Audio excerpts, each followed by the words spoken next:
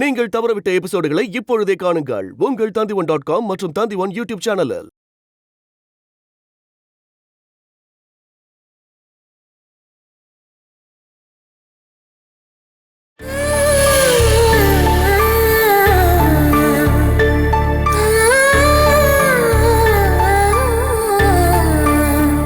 உங்களுக்கு என் மேல இருக்க கோவம் போகலையா? போகல. என்னங்க அந்த பொட்டி எடுங்க. எடுங்க. ஆஷாமா, எனக்கு என்னமா கொண்டு வந்திருக்க? தல்மை. மாமா கொஞ்சம் பொறுமையா இருங்க. நானே எடுக்கிறேன், இருங்க.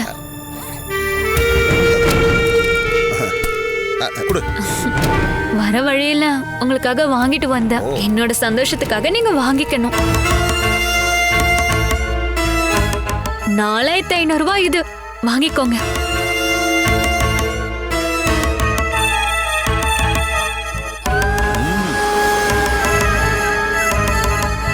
நான் என் பசங்க கிட்டயும் மருமக கிட்டயும் பாசம் காட்டுறது எனக்கு அன்பளிப்பு கிடைக்குங்கிறதுக்காக இல்ல.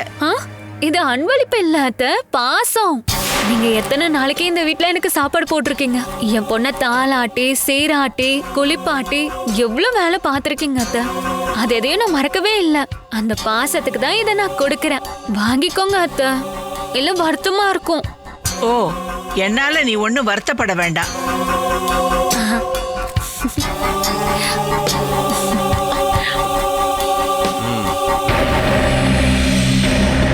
இவளுக்கு முன்னாடி வந்த மருமகள்லாம் இங்க இருக்காங்க.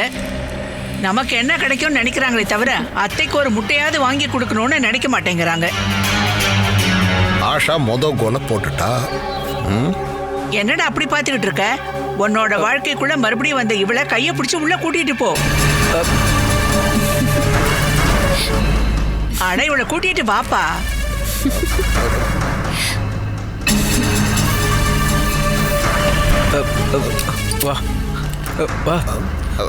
என்னங்க ஒரு நிமிஷம், நான் அக்கா கிட்ட பேசிட்டு வந்துடுறேன். இதுக்கப்புறம் இங்க பல பிரச்சனைகள் சண்டைகள் எல்லாமே வரும். அதுக்கும் எனக்கும் எந்த சம்பந்தமும் இருக்காது. அந்த மாதிரி தோணுச்சுன்னா அத நீங்க உங்க மனசுக்குள்ளேயே வச்சுக்கோங்க. எங்க வாங்க போலாம், வாங்க.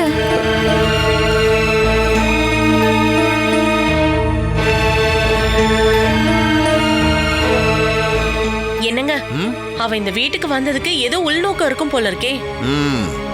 Wait and see.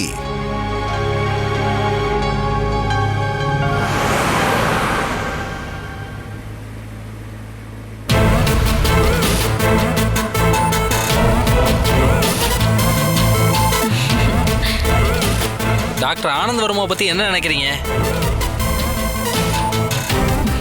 Our okay சொன்னா நீங்க எதை நினைச்சா கவலைப்பட வேண்டாம். ஆக்சிடென்ட் நடந்து எத்தனை நாள் ஆச்சு? ஒரு 3 மாசம் ஆச்சு. கார் ஆக்சிடென்ட்ல இடுப்புலையும் கழுத்துலையும் அடிபட்டிருக்கு. பெங்களூர்ல இருக்கிற ஆர்ஜே ஹாஸ்பிட்டல்ல 2 மாசம் இருந்தாரு. கழுத்து வலி சரியாயிடுச்சு, ஆனா இடுப்புல இன்னமும் பிரச்சனை இருக்கு. இதெல்லாம் வர்மா டாக்டருக்கு சர்வசாதாரணமான விஷயம். உங்களுக்கு கல்யாணம் ஆகி எத்தனை நாள் ஆகுது?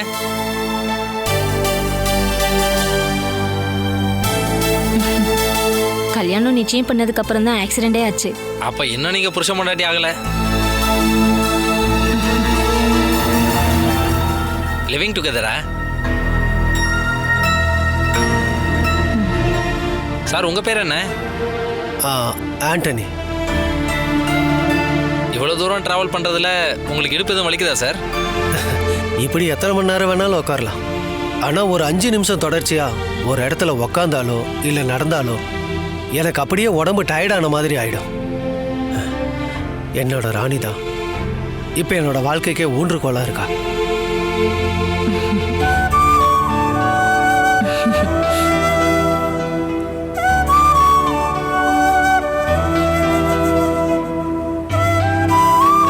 மேடம், உங்களோட பேர் ராணியா?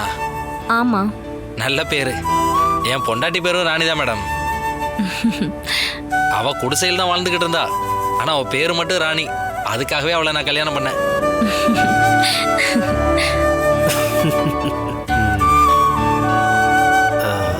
எங்களோட கடைசி முயற்சியா எனக்கு இங்க ட்ரீட்மெண்ட் எடுக்கலான்னு வந்திருக்கோம். நீங்க எதுக்கும் கவலைப்படாதீங்க சார். வர்மா சார் ஹாஸ்பிட்டல்ல இருந்து நல்லபடியா குணமடைஞ்சு நிறைய பேர் போயிருக்காங்க. நீங்களும் நல்லபடியா குணமாகி வருவீங்க.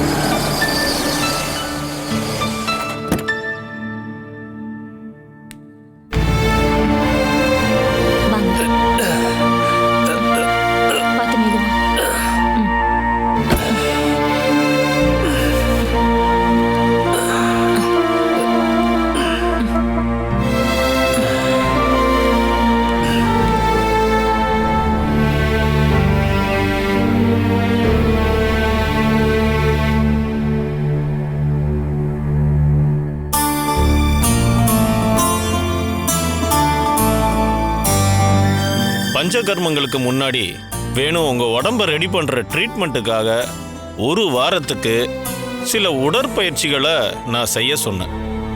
இனி முக்கியமான கர்மம் பச்சா கர்மம். அதாவது பாத்தீங்கன்னா அது 2 விதத்துல இருக்கு. இப்போ உடம்பு ரொம்ப சோர்வா இருக்கு அப்படின்னு என் வீட்டுக்காரர் சொல்றாரு. சோர்வு அப்படின்னு சொல்லும்போது கை கால் ரெண்டுக்கும் பலம் இல்லாத மாதிரி தோணுது டாக்டர். வில்வம், வேப்பலை, வெத்தலை, எலுமிச்சை இலை, கருவேப்பலை எல்லாத்தையும் ஒன்னா சேர்ந்த மருந்து தான் இவ்வளோ நாள் நான் உங்களுக்கு கொடுத்துட்டு இருந்தேன். உடம்புல ஆப்ரேஷன் பண்ண ஒருத்தங்களுக்கு இவ்வளோ விஷயங்கள் பண்ண முடியும். இயற்கையாவே இந்த ட்ரீட்மெண்ட் முடியும் போது பேஷண்ட்டுங்க டயர்ட் ஆயிடுவாங்க. ஆனா அடுத்த ஸ்டேஜுக்கு போகும்போது அவங்க உடம்பு சுறுசுறுப்பாயிடும். உடம்ப தேத்துறதுக்கான சிகிச்சை அப்படின்னு ஃபாதர் டேவிட் சொன்னாரு. இவர் உடம்புக்கு புத்துணர்ச்சி வரதுக்காக ட்ரீட்மெண்ட் கொடுத்து பழசை விட இவருடைய உடம்பு ரொம்ப சோர்வாயிடுச்சுன்னா. இங்க பாருங்க பாலசுதா, வேணுகோபால ஸ்பெஷல் கேஸா நினைச்சுதான் நான் ட்ரீட்மெண்ட் கொடுத்துக்கிட்டு இருக்கேன். இப்போ வரைக்கும் நாங்க இவருக்கு கொடுத்துக்கிட்டு இருக்கிற எல்லா மெடிசன்ஸையும் அப்படியே கண்டினியூ பண்ணி தான் ட்ரீட்மெண்ட் கொடுத்துக்கிட்டு இருக்கோம். பொதுவாகவே 14 நாட்கள்லயே கிடைக்க வேண்டிய ரிசல்ட்டு இவரோட விஷயத்துல மட்டும் அது 28 நாள் ஆகும். ஆனா ஒரு விஷயத்தை என்னால் உறுதியா சொல்ல முடியும். என்ன காரணத்துக்காக வேணுகோபால் இங்க ட்ரீட்மெண்ட்டுக்கு வந்திருக்காரோ அதுக்கான பலன் கண்டிப்பா அவருக்கு கிடைச்சிருக்கும். நான் இங்க கம்ஃபர்டபுளா இருக்கேன் டாக்டர்.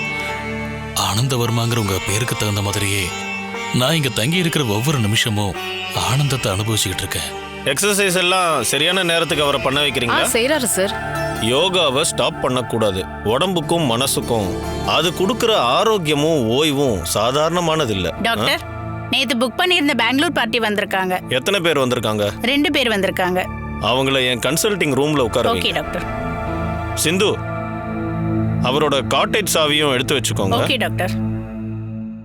பாலசுதா, நீங்க இதுக்கப்புறம் ட்ரீட்மெண்ட் எடுக்க வேண்டிய அவசியம் இல்லை. வேணுகோபால நீங்க நல்லபடியா பாத்துக்கணும்னு நினைச்சீங்கன்னா நீங்க இங்க இருக்கலாம், இல்லைன்னா வீட்டுக்கு போகலாம்.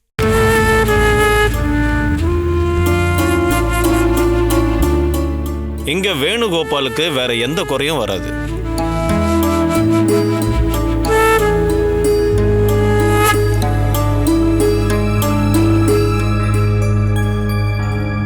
டிராவல் பண்ணது உங்களுக்கு எதுவும் கஷ்டம் இல்லையே?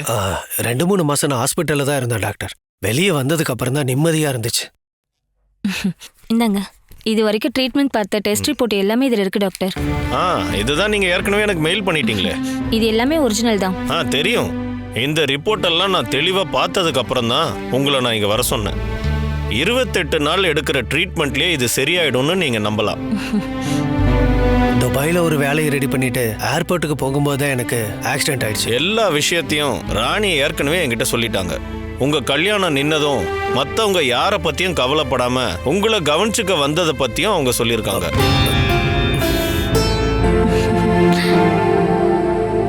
டோன்ட் வரி, ட்ரீட்மெண்ட் முடிஞ்சதும் நீங்க கல்யாணம் பண்ணிக்கலாம். ராணி கொடுத்த நம்பிக்கையால தான் நான் இப்பவும் உயிரோட இருக்கேன் டாக்டர். இல்லைன்னா என்னை பார்த்துக்கிறதுக்கும் கவனிக்கிறதுக்கும் ஆள் இல்லாம தேவையான ட்ரீட்மெண்ட் கிடைக்காம நான் எப்பவும் செத்து போயிருப்பேன். வாழ்க்கையில நம்ம யாருக்கும் துரோகம் பண்ணலன்னாலும் யாரையும் ஏமாத்தலனாலும் நமக்கு தேவையான நேரத்துல நமக்கு உதவி பண்ண யாராவது வருவாங்க ஆண்டனி.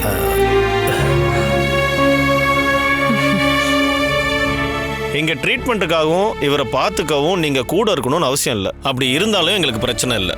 நான் சொல்ல வர்றது என்னன்னா, ராணி நீங்க வேலைக்கு போகணுன்னாலும் போயிட்டு வரலாம். என் வேலையை ரிசைன் பண்ணிட்டு தான் ஆண்டனி பார்த்துக்கலான்னு கூட வந்திருக்கேன் டாக்டர். எங்களுக்கு இன்னும் கல்யாணம் ஆகலைனாலும் ஆண்டனி வாழ்க்கையில ஒரு பாகமா இருக்கேன். ஓகே, இப்படி ஒரு ஆள் கூட இருக்கிறது ஆண்டனிக்கு ரொம்ப நல்லது. ஏன்னா பார்க்கறதுக்கு இது சாதாரணமா இருந்தா கூட சரியான ட்ரீட்மெண்ட்டோ கவனிப்போ இதுக்கு கிடைக்கலனா ஆண்டனியோட பேக் போன் கண்டிப்பா சரியாகாது. எப்பவும் நீங்க கவனமா இருக்கணும்.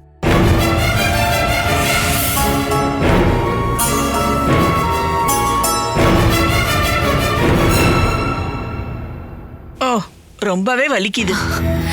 இங்க இருந்து போனதுக்கு அப்புறம் தான் ஒரு குடும்பத்தோட மதிப்பே தெரிஞ்சது அத்தை. பெத்த மகளா இருந்தாலும் கல்யாணம் முடிஞ்சு அந்த வீட்ல போய் நின்னா மரியாதையே இல்ல. சொல்ல போனா கல்யாணம் முடிஞ்சதுக்கு அப்புறம் புருஷன் வீடுதான் கெதியா இருக்கணும் அத்தை. அந்த அளவுக்காவது உனக்கு இப்ப புத்தி வந்திருக்கு இல்லையா? போதும், கை போதும், கால் அமுக்கி விடு.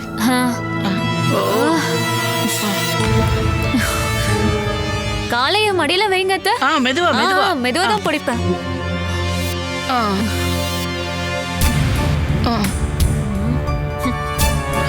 சொல்ல போனா நீ வந்தது இப்ப நல்லதா போச்சு ஆஷா.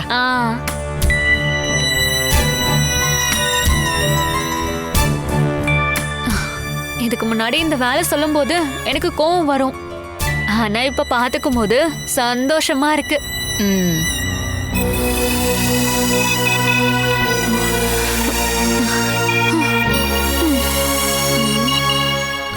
இப்ப எப்படி இருக்கு அத்தை? பரவாயில்லம்மா, நீ அமுக்கிட்டே இரு.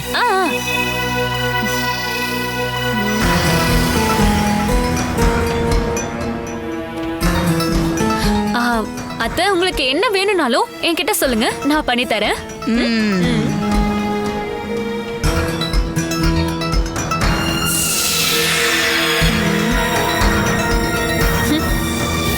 இப்ப எப்படி இருக்கு அத்தை? ரொம்பவே சுகமா இருக்குமா. ஸ்டாப் பண்ண வேண்டாம். இதுக்கப்புறம் உங்களோட எல்லா வேலையும் நானே பாத்துக்கிறேன்.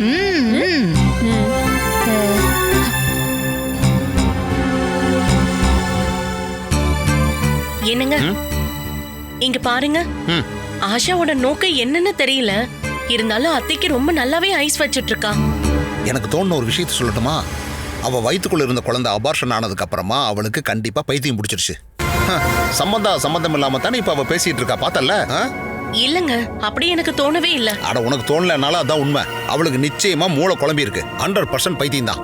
ஐயோ, பைத்தியம் முத்தி போய் அவ இந்த வீட்டுக்கு தீ வைக்காம இருந்தா ரொம்ப நல்லது. அப்படி அவளுக்கு பைத்தியம் பிடிச்சிருந்தா அவ முதல்ல சுமேஷோட கழுத்தை தானே பிடிச்சிருக்கணும். கூடிய சீக்கிரம் அதுவும் கண்டிப்பா நடக்கும். பைத்தியம் முத்தி போய் பொண்டாட்டி புருஷனோட கழுத்தை நெரிச்சு கொண்டுட்டா, அப்படி ஒரு செய்தியை பேப்பர்ல நம்மளே படிக்க வேண்டியிருக்கும்.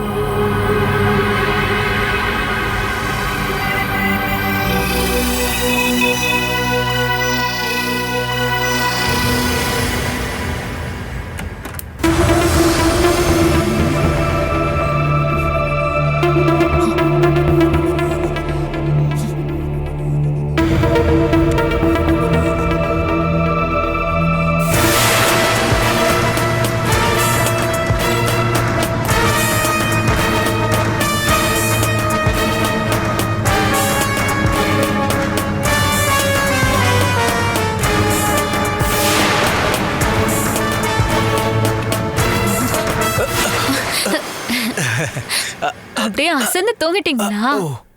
எனக்கு டயர்டா இருந்ததுனால நான் அப்படியே தூங்கிட்டேன். கொஞ்ச நாளாவே தூங்கிக்கிட்டே இருக்கீங்க. வேலைக்கு எதுவும் போலையா? பார்த்துட்டு இருந்த வேலையை நான் வேணான்னு சொல்லிட்டேன். எதுக்குங்க? சம்பள பிரச்சனை. 3 மாசமா சம்பளம் வரவே இல்லை. கேட்கும் போதெல்லாம் நாளைக்கு தரோம், நாளன்னைக்கு தரோம், அடுத்த வாரம் தரோம்னு சொல்லிக்கிட்டே இருக்காங்க. நாம இந்த சம்பளத்தை எதிர்பார்த்து தான் ஒன்று பண்ணிக்கிட்டு இருக்கோம்.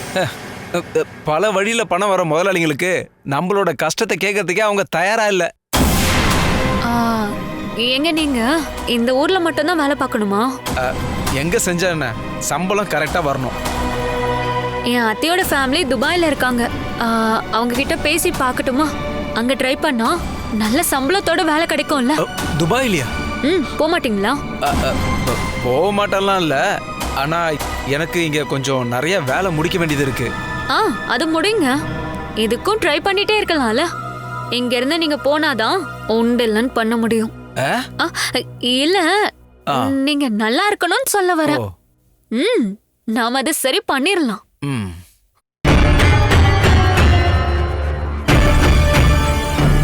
உன்னை என்ன பண்ண போறேன்னு மட்டும் பாரு.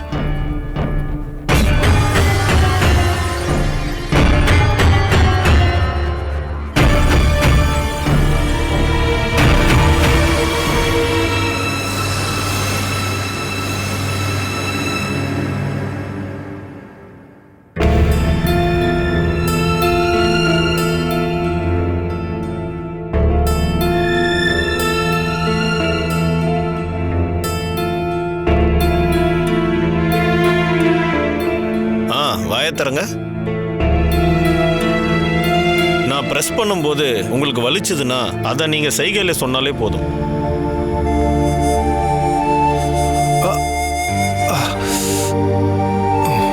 ஆக்சிடென்ட் நடந்து முடிஞ்சு 3 மாசம் ஆயிடுச்சு. இது வரைக்கும் ஒரு வார்த்தை கூட இவர் பேசவே இல்லை. நம்ம இவரை பேச வச்சிடலாம். அது மட்டும் இல்ல, வீல் சேர் உதவி இல்லாம நாம இவரை நடக்க வச்சிடலாம்.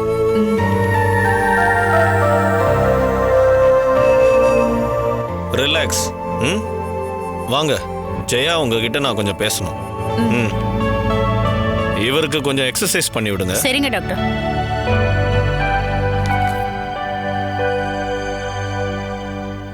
அவருக்கு கொஞ்சம் நீங்க தனிமையை கொடுங்க. பேஷண்ட் கூடவே இருந்தா ட்ரீட்மெண்ட் கொடுக்கும்போது அவங்க மனநிலை பாதிக்கும். ஹாப்பியா இருந்தாதான் ட்ரீட்மெண்ட்டும் சீக்கிரம் முடியும். வெளியில கூட்டிட்டு வந்து காத்து, வெளிச்சம், பூக்களோட வாசனை, மரத்தோட நிழல்னு ரசிக்க வைங்க.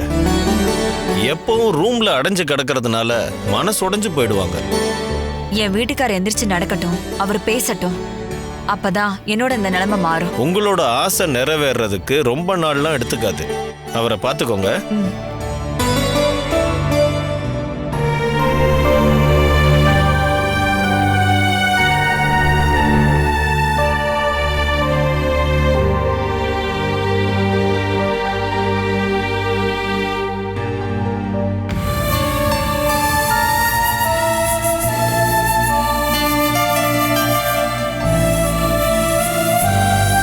அப்பாயின்மெண்ட் ஆர்டர் எனக்கு வந்ததுனால நான் கல்லடைக்குறிச்சியில போய் ஜாயின் பண்ணியே ஆகணும். அதுக்கப்புறமா நம்ம நிலைமை எடுத்து சொல்லி அப்புறம் மெடிக்கல் சர்டிபிகேட் காட்டி நான் லீவ் வாங்குறேன். என்ன பத்தி நீ கவலைப்பட வேண்டாம். நீ இங்க இல்லைனாலும் என்னோட ட்ரீட்மெண்ட் கண்டிப்பா நடக்கும். ஆனா அந்த வேலையை நீ விட்டுறக்கூடாது. சீக்கிரமா போய் ஜாயின் பண்ணணும். அவ்வளவு தூரம் போகணும் அப்படின்னு நினைச்சு அசால்ட்டா இருந்துடாத.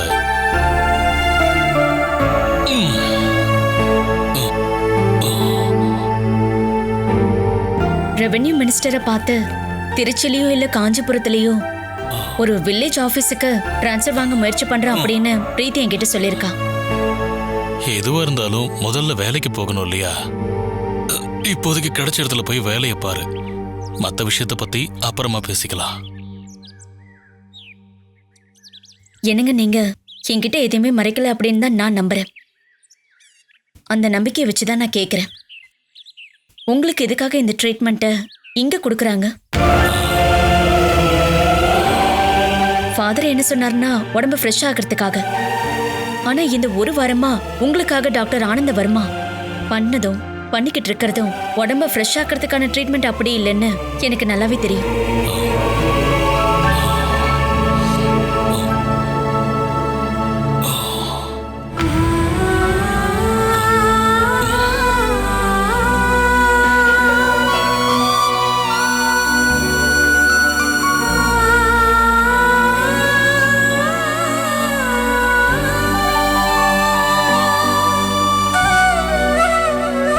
கிட்னி டிரான்ஸ்பிளான்டேஷன் ஃபெயிலியரா என்ன?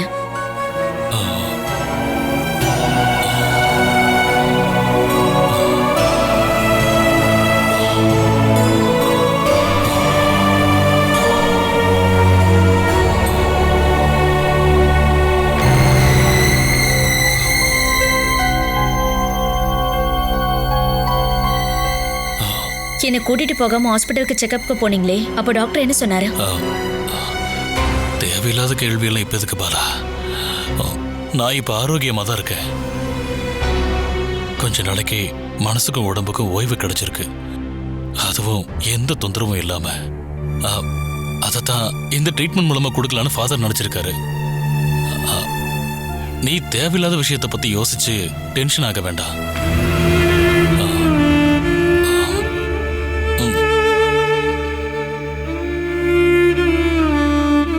இதுக்கப்புறமும் உனக்கு நம்பிக்கை வரலன்னா சர்ஜரி பண்ண டாக்டர்கிட்டயே போய் கேளு, இல்லைன்னா ஃபாதர்கிட்ட போய் கேளு. அப்போதான் உன்னோட எல்லா சந்தேகத்துக்கும் பதில் கிடைக்கும்.